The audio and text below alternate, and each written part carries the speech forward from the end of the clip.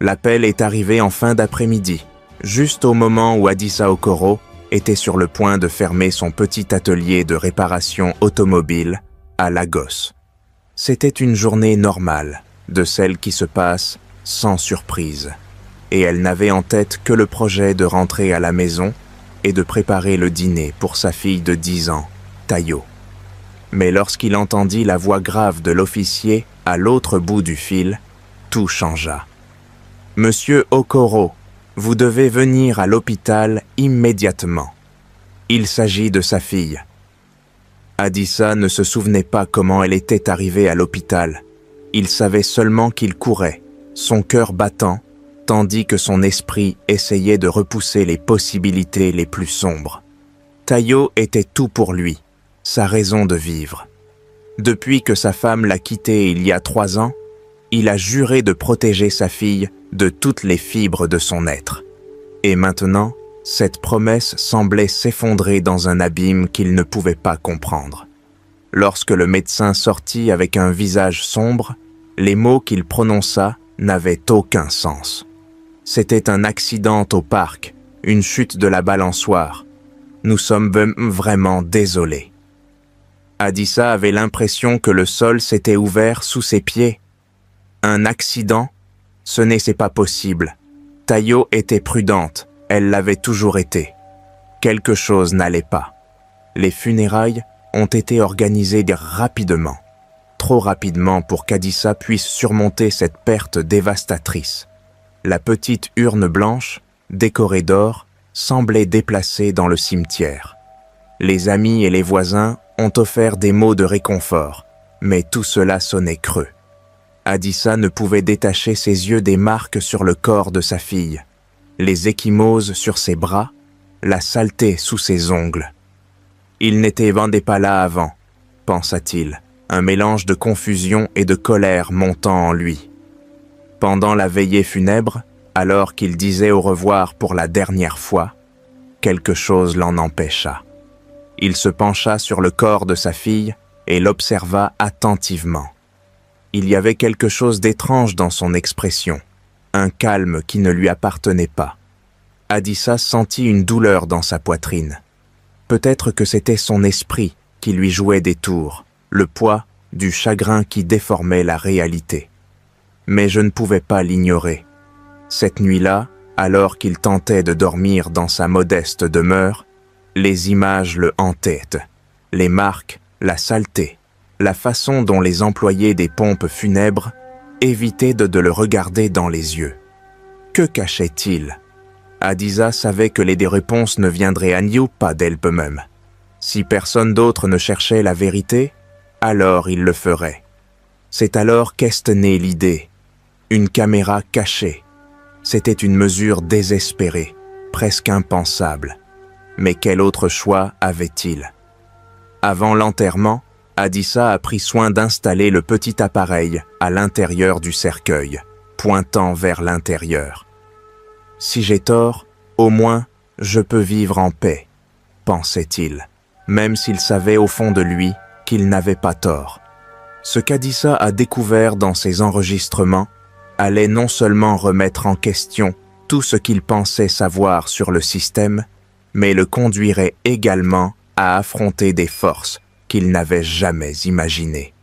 Et tandis que l'horloge sonnait minuit, une ombre traversa l'écran, suivie d'un son qui lui glaça le sang, le grattement de quelque chose qui ne devrait pas être là. Avant de continuer, veuillez vous abonner à la chaîne et activer la cloche de notification.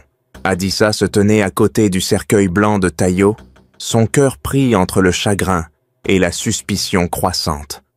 Alors que les mots de condoléances flottaient autour d'elle, comme des échos lointains, ses yeux ne pouvaient se détacher des petits détails que personne d'autre ne semblait remarquer.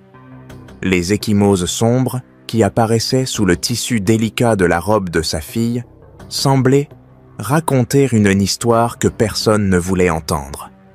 Chaque fois qu'il essayait de raisonner avec lui-même, son esprit revenait à ces traces inexplicables, refusant d'accepter l'idée d'un simple accident.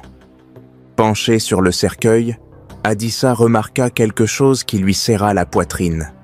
Sous les petits ongles fragiles de Tayo, il y avait des traces de saleté.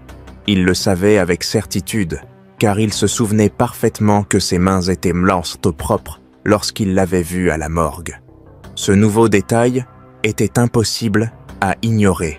C'était comme si sa fille essayait de lui dire quelque chose, même dans la mort. Alors qu'il se redressait, les voix basses du personnel de la maison funéraire parvinrent à ses oreilles. Ils essayaient d'être discrets, mais des murmures comme « Dépêche-toi, on n'a plus le temps » et « Ce n'est pas notre problème » lui brûlaient les oreilles.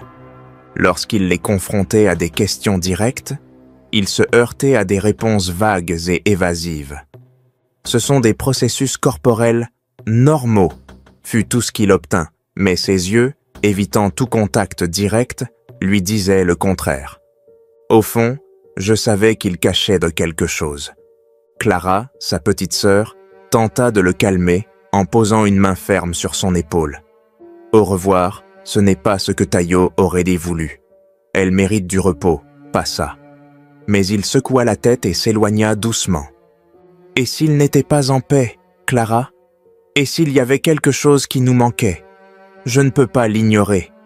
Ses paroles n'étaient aucun murmure, mais elles portaient le poids de sa détermination. Cette nuit-là, alors que les ombres remplissaient dans sa maison et que l'absence de Tayo devenait insupportable, Adissa ne pouvait pas dormir. Son esprit revenait sans cesse au bleu, à la saleté sous ses ongles, au murmure des employés. Il y avait autre chose, quelque chose de sombre et de silencieux, qui se cachait derrière la version officielle. Chaque fibre de son être lui disait qu'elle ne pouvait pas laisser ça comme ça. Je ne pouvais pas permettre que l'histoire se termine dans une impasse. Le lendemain matin, le visage ridé par le manque de sommeil et les yeux remplis de détermination, Adissa entra dans un magasin d'électronique. Là, il a parcouru les couloirs jusqu'à ce qu'il trouve ce dont il avait besoin. Une petite caméra cachée. Alors qu'il la tenait dans ses mains, il ressentait un mélange de culpabilité et d'espoir. Ce qu'il s'apprêtait à faire allait à l'encontre de ses croyances, de sa tradition et du respect qu'il avait toujours montré envers ses ancêtres. Mais son instinct paternel le guidait, lui disant qu'il devait protéger sa fille, même après sa mort. Il rentra chez lui et, les mains tremblantes, retira soigneusement la doublure du cercueil. Alors qu'il installait la caméra, il ressentit un pincement de remords, comme s'il violait le caractère sacré de sa propre fille. Mais ce sentiment fut rapidement éclipsé par sa détermination. « Il ne s'agit pas de moi, il s'agit d'elle », se dit-il, essayant de se convaincre. Clara, qui l'observait depuis la porte, les bras croisés, rompit enfin le silence. « Au revoir, ce n'est pas bien », dit-elle d'une voix tremblante. « Tayo mérite de se reposer. Qu'espérez-vous trouver avec ça ?» Il n'a pas levé les yeux lorsqu'il a répondu. « La vérité. C'est la seule chose qui compte maintenant. » Clara soupira, mais n'argumenta pas davantage. Je savais qu'une fois qu'Adissa aurait pris sa décision, rien ne pourrait l'arrêter. Alors que le cercueil était fermé pour la dernière fois et descendu dans la tombe, Adissa sentit un nœud dans son estomac. Il avait franchi une ligne qu'il n'aurait jamais pensé franchir. Mais alors que des poignées de terre touchaient tôt la surface du cercueil, elle murmura une douce promesse. « Je ne me reposerai pas tant que je ne saurai pas ce qui t'est arrivé, Tayo. » Cette nuit-là, Adissa était assise devant son ordinateur, l'écran illuminant son visage fatigué. Le silence de l'émission était presque assourdissant, et l'obscurité du cercueil remplissait l'écran. Pendant des heures, rien ne s'est passé. Il pensait peut-être qu'il avait tort, qu'il avait poussé sa douleur trop loin, mais au moment où il s'apprêtait à éteindre le moniteur, quelque chose a attiré son attention. Un léger mouvement, presque imperceptible, apparut dans le coin du tableau. Son cœur s'est arrêté, puis un bruit se fit entendre, un léger grattement, comme des clous sur du bois. À ce moment-là, Adissa savait qu'elle avait pris la bonne décision. Ce n'était pas fini, ce n'était que le début. Aimez la vidéo si vous l'appréciez. Adissa éteignit le moniteur et s'enfonça dans sa chaise, les mains tremblantes et les yeux fixés sur le sol. Le bruit de grattage résonnait sans cesse dans son esprit. J'ai ressenti un mélange d'émotions, de la peur, du doute et le sentiment persistant d'avoir franchi une ligne que je n'aurais pas dû franchir. Pour la première fois, l'idée d'avoir tort s'infiltra dans son esprit. Et si je voyais des choses là où il n'y en avait pas? Et si la douleur de perdre Tayo lui jouait des tours? Le lendemain matin, Neka est arrivé tôt avec un sac de nourriture et un regard inquiet. Il avait passé des jours à regarder son frère s'enfoncer de plus en plus dans ses soupçons, se retirant du monde qui l'entourait. « Adissa » commença-t-elle doucement, alors qu'elle s'asseyait en face de lui à la petite table de la cuisine. « Je comprends que c'est difficile. Tayo était tout pour toi, mais ce que vous faites ne vous mènera nulle part de bon. » Adissa fronça les sourcils en regardant le café refroidir dans ses mains. « Tu ne comprends pas, Neka. Quelque chose ne va pas. Je peux le sentir dans mon âme.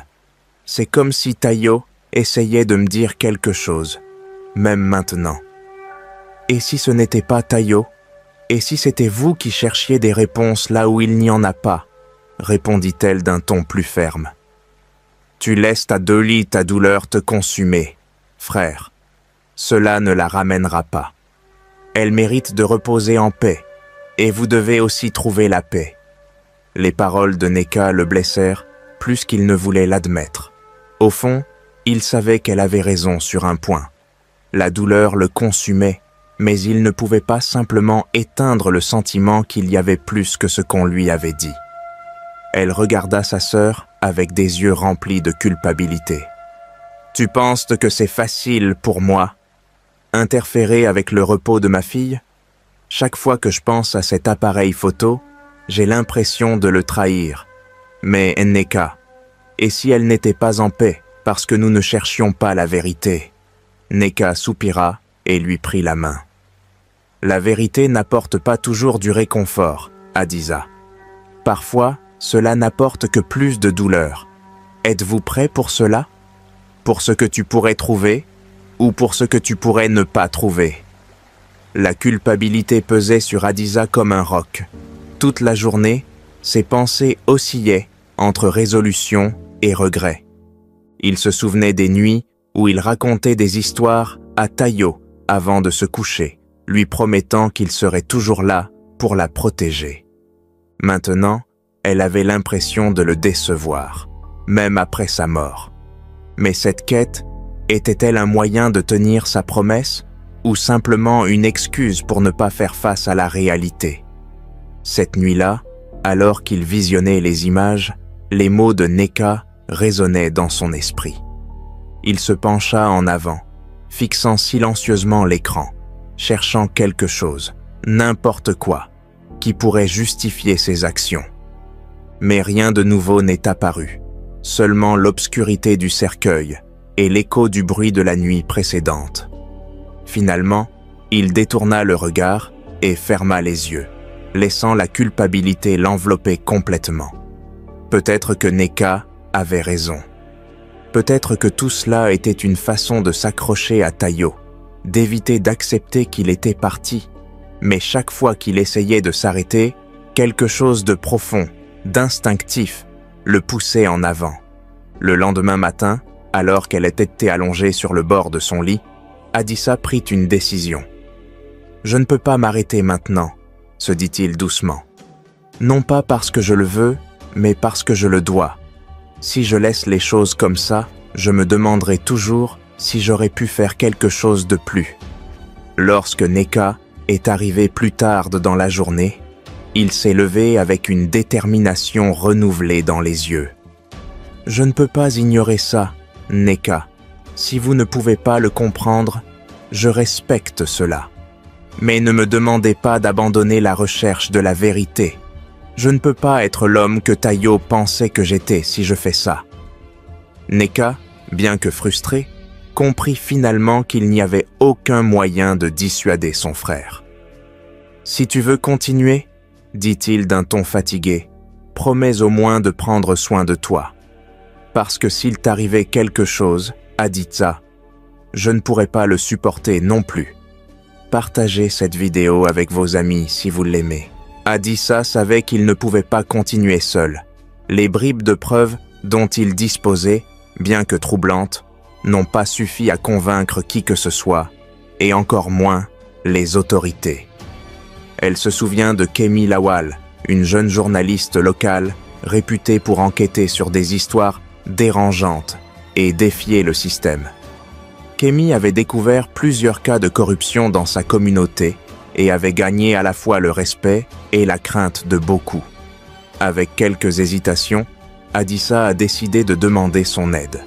Le lendemain, il se dirigea vers le petit bâtiment où se trouvait le bureau de Kemi.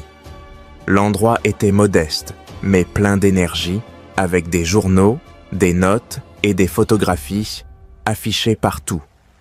Lorsque Kemi le salua, son regard était direct et sa voix ferme, un mélange de professionnalisme et d'empathie. « J'ai entendu parler de vous, monsieur Aditya, » dit-il en lui offrant un siège. « Mais j'ai besoin que tu me racontes ton histoire depuis le début. » Aditya a raconté les événements en détail. La mort de Tayo, les irrégularités lors des funérailles, les sons étranges capturés par la caméra. Tandis qu'il parlait, Kemi prenait des notes méticuleuses, interrompant seulement pour clarifier un point. Quand elle eut fini, elle resta silencieuse, fixant une page de son cahier avant de lever les yeux. « Ce que vous me dites est dérangeant, mais pas suffisant, » dit-il finalement. « Si vous portez l'affaire devant la police ou les médias maintenant, sans preuve tangible, ils vous ignoreront. Ou pire, ils pourraient vous discréditer. » Aditya ressentait un mélange de frustration et de résignation. Alors, que puis-je faire? Je ne peux pas rester assise là à attendre que ma fille n'obtienne pas justice. Kemi se pencha vers lui, son expression maintenant plus douce mais déterminée. Je comprends ta douleur, Aditya. Mais si vous voulez être prise au sérieux, nous avons besoin de plus. Nous devons corroborer ses voix, identifier qui parle et ce qu'il dit exactement. Et s'il y a dissimulation, nous devons la dénoncer de manière à ce qu'il ne puisse pas la nier. Il faut être stratégique et non impulsif. La journaliste a ouvert son ordinateur portable et a commencé à lui montrer des exemples d'autres cas sur lesquels elle avait enquêté. Dans chacun d'eux, le système a tenté de taire la vérité, mais des preuves tangibles les ont empêchés de s'en tirer. Ce ne sera pas facile, Aditya. Il faudra être patient et surtout prudent. Si nous avons raison, vous pourriez vous retrouver face à des gens puissants. Aditya écoutait attentivement, son esprit essayant de traiter tout cela. Alors, par où commencer? A-t-il finalement demandé. Kemi sourit légèrement, montrant une étincelle de confiance pour la première fois. Commençons par analyser ces enregistrements plus en détail. Je connais quelqu'un qui peut nous aider à nettoyer l'audio pour identifier les voix. Si nous trouvons quelque chose de concret, nous pouvons recouper les informations et commencer à constituer un dossier. Tandis que Kemi parlait, Aditya sentit une petite étincelle d'espoir. Je n'étais pas seul dans ce cas. Pour la première fois, quelqu'un l'écoutait, le croyait et avait un plan. Mais il comprenait également que le chemin à parcourir serait dangereux et peut-être douloureux. Avant de partir, Kemi le regarda droit dans les yeux. « Au revoir, je veux que tu comprennes quelque chose. Si nous nous lançons dans cette voie, il n'y aura pas de retour en arrière. Êtes-vous prêt à tout risquer pour la vérité ?» Aditya hocha la tête, la mâchoire serrée. « Pour Tayo, je suis prêt à tout. » Kemi se leva et lui serra la main. « Bien. Alors, commençons. » En quittant le bureau de Kemi, Aditya sentit un peu moins de poids sur ses épaules. Même si la douleur et les doutes étaient toujours là, la présence de Kémy lui offrait quelque chose qu'il n'avait pas ressenti depuis le début, une direction claire. La bataille pour la vérité ne faisait que commencer, et Adissa savait qu'elle devrait être plus forte que jamais. Avant de continuer, veuillez vous abonner à la chaîne et activer la cloche de notification. Adissa a passé des jours à travailler aux côtés de Kémy et de l'expert audio qu'elle avait contacté. Les images de la caméra, d'abord brouillées et criblées de parasites, ont commencé à révéler des détails effrayants. Les voix étaient désormais plus claires. 2 hommes discutant sur un ton décontracté du transfert d'un colis. Une phrase en particulier a figé Adissa. « Assurez-vous simplement qu'il reste scellé. Personne ne va examiner cela. C'est une fille. Qui s'en soucierait ?» Le ton indifférent des paroles, comme s'il s'agissait de quelque chose d'insignifiant, le remplissait de fureur. Pendant ce temps, Kémy a commencé à enquêter sur les noms et les activités des employés de l'hôpital et des pompes funèbres. Une série d'irrégularités ont été mises au jour, des dossiers incomplets, des divergences dans les calendriers et un historique de plaintes antérieures enfouies sous la bureaucratie. Mais rien n'était directement lié à Tayo, jusqu'à ce qu'une nuit, Kémy reçoive un message anonyme. « Regardez les rapports de transfert de nuit. Il y a quelque chose qu'ils ne veulent pas que vous voyiez. » Adissa et Kémy ont examiné ensemble les documents obtenus clandestinement. Ils ont découvert que le corps de Tayo avait été déplacé plusieurs fois entre l'hôpital et la maison funéraire, beaucoup plus que d'habitude. De plus, les heures de transfert coïncidaient avec les quarts de travail de certains employés liés à des activités suspectes. C'est Kémy qui l'a remarqué en premier. Ces mouvements sont typiques de quelque chose qu'ils veulent y cacher. Nous sommes peut-être confrontés à quelque chose de bien plus grand que ce que nous avions imaginé. Alors que les pièces commençaient à se mettre en place, Adissa ne pouvait s'empêcher de se sentir déchiré. D'un côté, il était plus proche de la vérité, mais de l'autre, il se rendait compte que cette vérité pouvait être plus horrible qu'il ne pouvait la supporter. Qu'avait-il fait à Tayo? Pourquoi tant d'efforts pour le dissimuler? Chaque pas les rapprochait d'un mystère sombre et déshumanisant. Le point culminant est arrivé lorsque Kémy a réussi à accéder à une vidéo de sécurité de l'hôpital la nuit où Tayo a été déclaré mort. Dans la vidéo, on voit 2 hommes en uniforme déplacer un chariot recouvert d'un drap blanc.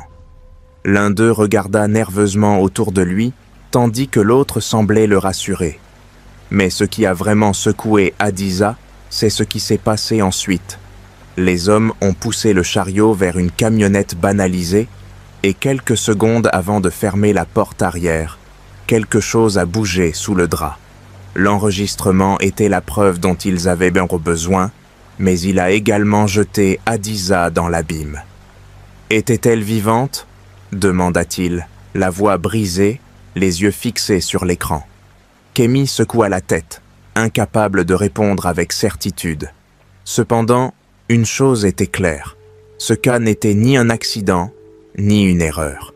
Ilabo a été manipulé dès le début. Et Tayo a peut-être été victime d'un trafic d'êtres humains dissimulé par ceux qui auraient même dû la protéger. La situation a pris une tournure inattendue lorsque la camionnette de Kémy a été attaquée une nuit alors qu'elle rentrait chez elle. Même si elle est sortie indemne, il était clair que quelqu'un les surveillait et voulait qu'ils abandonnent l'enquête. Adissa, terrifiée, mais plus déterminée que jamais, savait qu'ils ne pouvaient pas s'arrêter. S'ils étaient arrivés jusqu'ici, c'est parce qu'ils se rapprochaient de quelque chose de grand. Le dernier rebondissement est survenu lorsqu'ils ont réussi à localiser un témoin, une infirmière qui avait travaillé de nuit le jour de la mort de Tayo. Sous la pression de Kémy, l'infirmière a avoué avoir été forcée de signer de faux documents et d'ignorer des procédures irrégulières. Selon elle, Tayo avait montré des signes de vie lorsqu'elle a été déclarée morte, mais la pression de ses supérieurs l'avait réduite au silence. J'ai vu comment ils l'ont mise dans le camion, mais je ne sais pas où ils l'ont emmenée. On m'a dit de ne pas poser de questions si je voulais garder mon emploi. Hadiza, dévasté, se rendit compte que la conspiration était bien plus grande qu'il ne l'imaginait. Il ne s'agissait plus seulement de sa fille, c'était un système corrompu qui mettait un prix sur les vies humaines et laissait des familles brisées sans réponse. Mais il comprenait aussi qu'il ne pouvait pas s'arrêter maintenant. En partageant les enregistrements et les témoignages avec un média international, Hadissa et Kemi se sont préparés à faire face aux conséquences. Ils savaient que les révélations provoqueraient un tremblement de terre social et que leur vie pourrait être en danger. Mais ils savaient aussi que Tayo méritait justice et que son histoire devait être racontée. Non seulement pour elle, mais pour toutes les familles qui avaient été réduites au silence avant eux. La publication de l'enquête, menée par Kemi et alimentée par la détermination inébranlable d'Hadiza, a explosé comme une bombe dans les médias internationaux. La vidéo de surveillance, les images du cercueil et le témoignage de l'infirmière ont révélé un système profondément corrompu dans lequel les hôpitaux, les pompes funèbres et les autorités locales étaient impliqués dans le trafic de corps et, peut-être, de personnes vivantes. Les réseaux sociaux ont été inondés d'indignation, avec des hashtags exigeant justice pour Tayo et d'autres victimes potentielles. Pendant ce temps, la police locale, sous la pression de l'exposition médiatique, n'a eu d'autre choix que de rouvrir l'affaire. Plusieurs employés de l'hôpital et de la maison funéraire ont été arrêtés pour interrogatoire. Cependant, cela n'a pas apporté de soulagement à Hadiza. Il savait que les véritables responsables étaient les gens au pouvoir, ceux qui tiraient les ficelles dans l'ombre. Il a estimé que les arrestations n'étaient que symboliques, une tactique pour calmer la colère du public. Hadiza et Kemi ont continué à travailler dans l'ombre. Pendant des semaines, ils ont reçu des menaces constantes, des appels anonymes, des messages d'intimidation et un sentiment constant d'être surveillés. Mais au milieu de ce chaos, Kemi a réussi à contacter un infiltré au sein du groupe criminel. Cet homme, un employé repenti, leur a fourni un nom de code, le Syndicat de l'Aube, une organisation secrète qui opérait dans tout le pays. Le point culminant est arrivé lorsqu'Hadissa a reçu un appel inattendu au milieu de la nuit. Une voix inconnue lui dit « Je sais où est ta fille ». Hadiza sentit le sol sous ses pieds. La voix lui donna une adresse et l'avertit qu'il devait y aller seul s'il voulait des réponses. Kemi a essayé de le persuader de ne pas y aller, l'avertissant que cela pourrait être un piège, mais Hadiza ne pouvait ignorer la possibilité, aussi petite soit-elle, que Tayo soit en vie. En arrivant à l'endroit indiqué, un bâtiment industriel abandonné, Hadiza a rencontré l'homme derrière l'appel. Il s'agissait d'un médecin de l'hôpital qui avait participé à la dissimulation. Tremblant, l'homme a avoué que, même s'il ne pouvait pas garantir que Tayo était en vie, il l'avait vue être remise au syndicat. Selon lui, Tayo avait été sélectionnée en raison de son groupe sanguin rare et de son état apparemment fragile, ce qui la rendait parfaite pour le trafic d'organes. La révélation a dévasté Hadiza. Même si la confession ne lui a pas donné la certitude qu'elle recherchait, elle le lui a donné une plus grande vérité. Son combat n'était pas seulement pour Tayo, mais pour démasquer un système qui dévorait les plus vulnérables. Cela ne peut pas s'arrêter là, marmonna-t-il. Kemi a publié les aveux du médecin dans un article qui a battu des records de lecture et a attiré l'attention des organisations internationales. La pression s'est intensifiée et des réseaux similaires ont rapidement été découverts dans d'autres États. Le syndicat de l'Aube a commencé à s'effondrer sous l'exposition publique et les autorités locales ont été incapables de contenir l'examen mondial. Mais la fin était douce amère. Bien que des dizaines de suspects aient été arrêtés et que des opérations clandestines aient été démantelées, Tayo n'a jamais été retrouvé. Adissa a passé des jours dans la pièce qui était autrefois celle de sa fille, tenant les dessins qu'elle avait faits. Une nuit, en regardant l'un d'eux en particulier, où lui et Tayo se tenaient sous un grand arbre, il comprit quelque chose de profond. La douleur ne disparaîtrait jamais, mais son combat avait porté ses fruits. Tayo, bien qu'absent, était devenu le visage d'une révolution qui a sauvé des vies et révélé la vérité. Dans son cœur, Adissa a décidé que sa fille ne serait pas reconnue pour sa perte, mais pour le changement que son souvenir avait inspiré. L'histoire de Tayo a non seulement révélé la corruption, mais a également forcé les lecteurs et les téléspectateurs du monde entier à réfléchir aux structures qui permettent à de telles injustices profondes d'exister. Combien de vies supplémentaires auraient été ignorées sans le courage d'un père qui a refusé de garder le silence? L'écho de cette question a résonné dans l'esprit de tous ceux qui connaissaient l'histoire d'Adissa et de Tayo, laissant une marque indélébile sur la lutte pour un monde plus juste. Laissez votre avis dans les commentaires et abonnez-vous à la chaîne pour découvrir plus d'histoires comme celle-ci.